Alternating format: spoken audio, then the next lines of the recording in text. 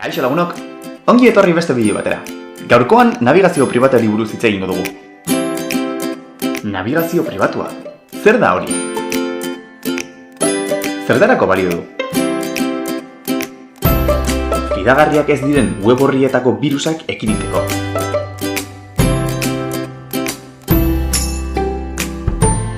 Online erosketa seguruak egiteko. Zure kredentzialak inunez gordetzea ahalbidetzen duelarik.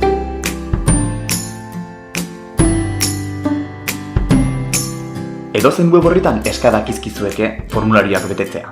Bada, hauen datuak inunez gordetzeko modu segurua dugu navigazio pribatua. PC publikoetan edota zure lagun baten PC-an nabigatzeko modurik egokiena dau. Izan ere, sartu dituzun datuak ez baitira bertan gordeko horrela.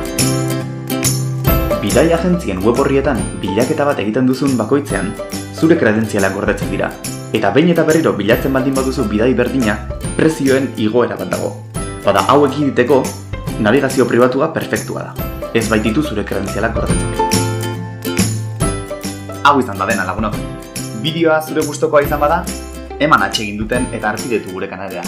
Eta gogoratu seguru nabigatzeaz.